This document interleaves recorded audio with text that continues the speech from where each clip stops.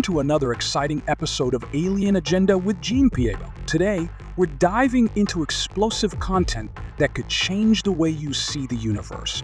We're on a quest to answer one of humanity's most profound questions. Are we alone in the universe? We'll explore pieces of this cosmic puzzle, delving into UFO encounters and extraterrestrial experience. Prepare for a fascinating journey into the unknown. Here's Colonel G.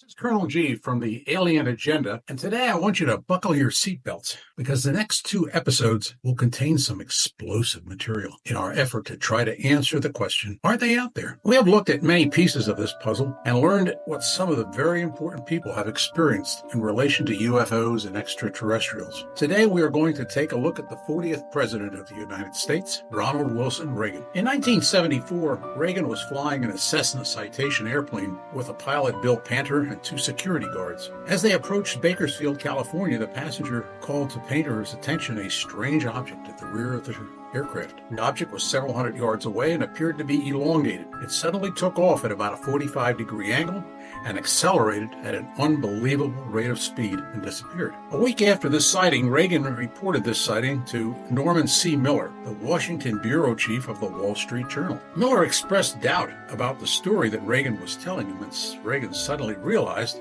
God, I'm talking to a reporter. Reagan immediately clammed up and never mentioned this incident again. At that time, Reagan was governor of California, and if we fast forward to a speech that Reagan gave at the UN in 1987, he said, quote, "Perhaps we need some outside universal threat to make us recognize our common bond. I occasionally think how quick our differences worldwide would vanish if we were facing an alien threat from outside this world," end quote. Reagan was a lifelong fan of sci-fi and was especially enamored with a 1951 movie, The Day the Earth Stood Still, which was a story about an alien visiting Earth and warning us how our actions were going to destroy planet Earth. In this episode, we are going to look at what is purported to be from a transcript of a 1981 briefing given to then President Ronald Reagan at Camp David by William Casey, CIA director. He was accompanied by a handful of CIA agents that had been working on this UFO project. Although many of the details in this YouTube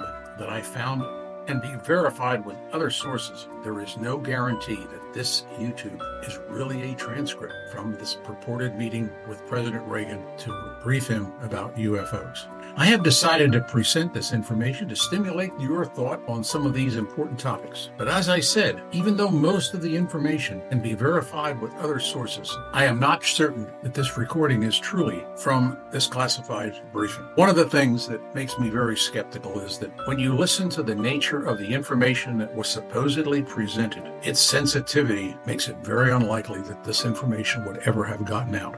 However, let's get started. Transcripts begins by telling Reagan that the material covered was above top secret and was very highly compartmentalized with very restricted access. The people at the briefing were William Casey, the CIA director, and several CIA operatives, plus a recorder. The briefing begins by the caretaker, who was one of the principal people at the meeting and who was a 31-year veteran of the CIA, telling Ronald Reagan that in 1947, there wasn't just one crash at Roswell, but there were actually 2 crashes, and that at both locations, they found alien spacecraft and alien bodies. The second aircraft crash was not uncovered, however, for over a year, although it is believed to have occurred at the same time as the Roswell crash. Although not part of this transcript that we're reviewing, the evidence is that indeed there was a second site, but it did not receive very much publicity. According to an eyewitness named Bernie Barnett, he came upon the second site located about 200 miles from Roswell near San Augustine, New Mexico. Barnett claims that he saw the crash site and found an alien ship with dead aliens. He said the military arrived soon after he did, told him to leave and to never discuss what he saw with another living soul. Another UFO investigator, Don Schmidt, also not part of the Reagan briefing, talked with eyewitness Staff Sergeant Earl Fulford on his deathbed when he said that he was at the Roswell crash with about 20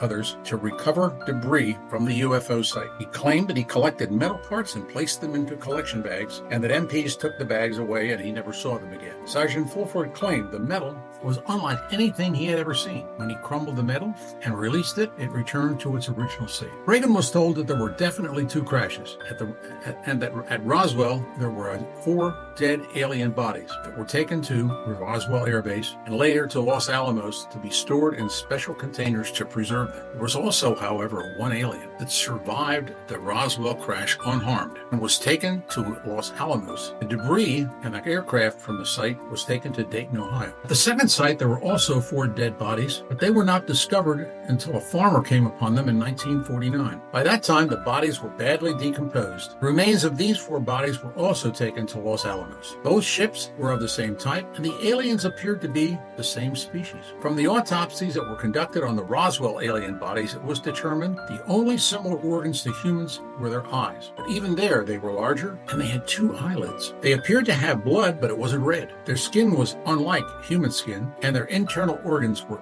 very different from those of humans. The alien that was found alive at Roswell was housed in this special area that was created in Los Alamos and lived for almost 5 years until 1952. The alien was given the name Eve 1 and claimed that he was an engineer on the spacecraft. The early alien quickly learned the English language and was very cooperative with the interrogators during the period of July 47 until his death in 1952. It was believed that the alien died of natural causes, but due to the lack of understanding of their physiology, it was hard to be sure the exact cause of death. Eve 1 explained that their normal lifespan was 350 to 400 years, and that he was about 350 years old. Eve 1 told them that their race had both males and females, that he was a male. Eve 1 was cooperative, and after he mastered English, provided a great deal of information. He explained the function of the various parts that were retrieved from the crashed alien ships. He explained how they operated. He was also asked where he came from, and he identified his planet called Zeta Reticuli,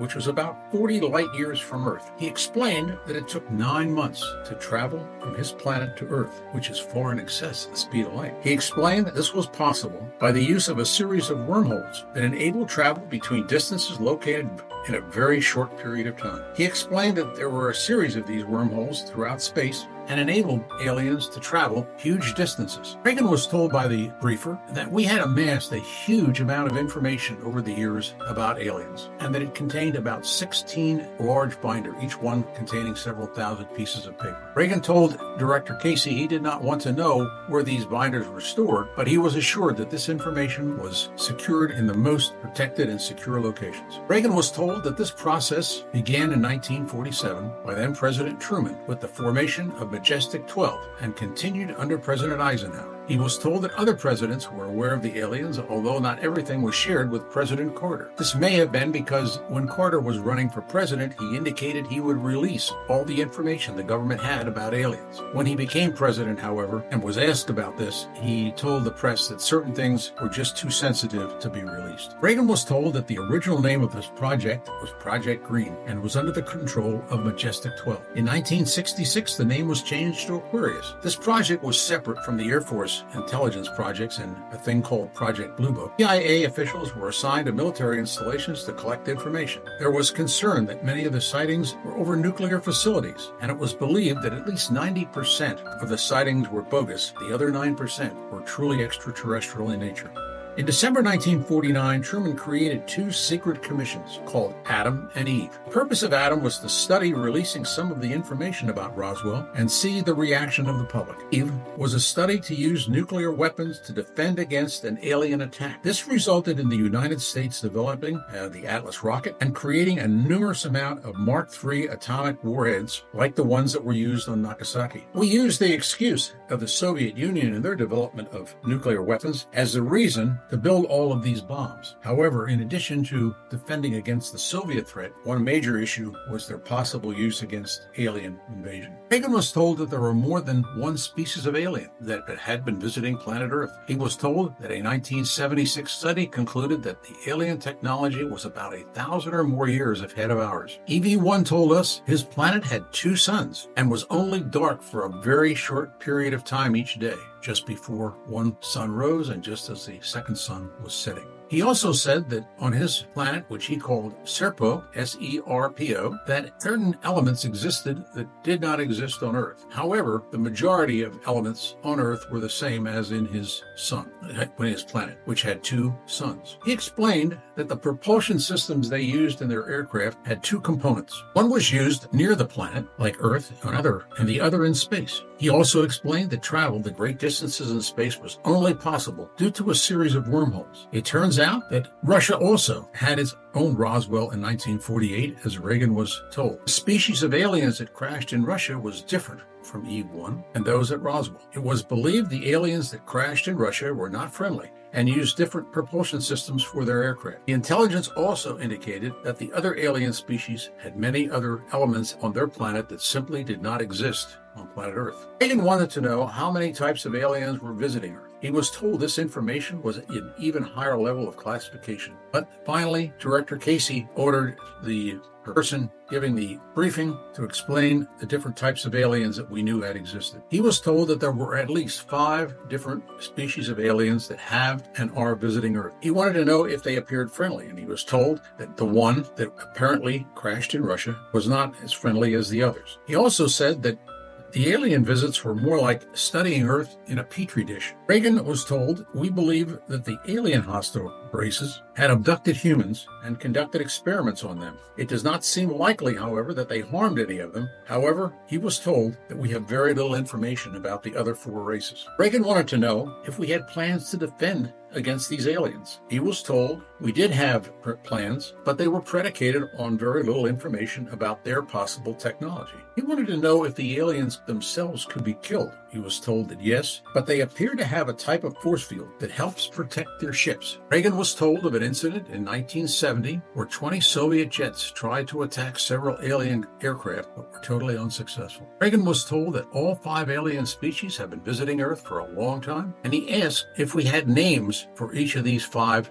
different species. Again, President Reagan was told that this was at a very high security level and we did not want those names to be known by any of our enemies. This point, folks, we're going to pause.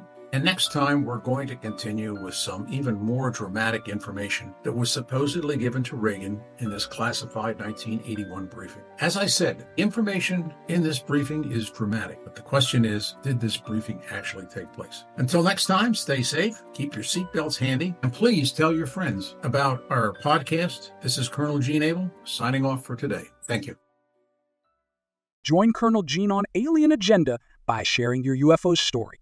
Contact Deborah Wallace via Deborah@pcm.agency today.